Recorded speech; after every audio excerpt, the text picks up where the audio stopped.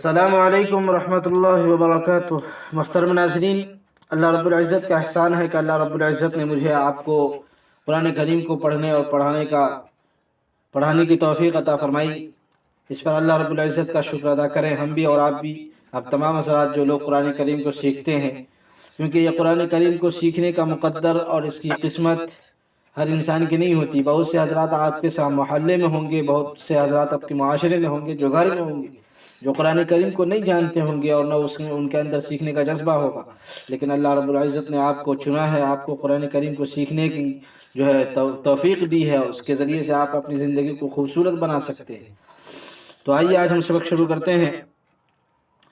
بسم اللہ الرحمن الرحیم۔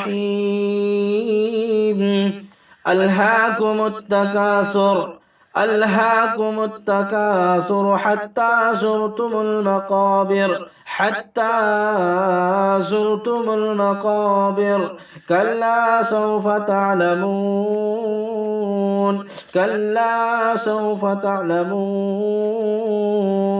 ثم كلا سوف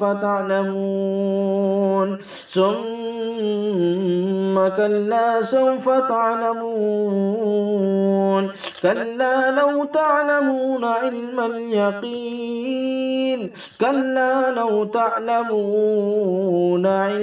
اليقين لترون الجحيم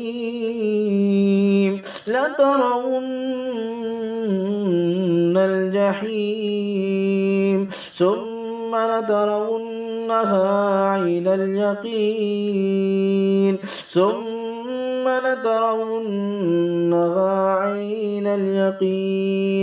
ثم لتسألن يومئذ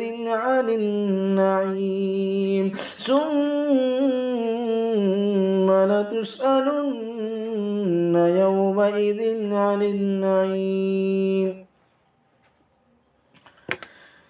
میں اسی طرح لہجے بنا کے اور طرز بنا کے پڑھتا ہوں تاکہ جو لوگ قرآن کریم کو سیکھتے ہیں وہ سیکھیں ہی نہیں بلکہ سیکھنے کے ساتھ ساتھ طرز بھی ان کا بنے اور پڑھنے کا لہجہ بھی بنے اور خوبصورت انداز میں وہ پڑھیں، تاکہ پڑھنے کے جب پڑھیں تو ان کو بھی مزہ آیا اور جو سامنے میں سننے والے ہوں ان کو بھی سننے میں وہ خوشی اور محسوس ہو اور وہ مزہ آئے کہ بار بار آپ کو وہ خوشامد کرے، بار بار آپ سے وہ ریکویسٹ کرے کہ آپ قرآن پڑھتے رہیں، میں سنتا رہوں۔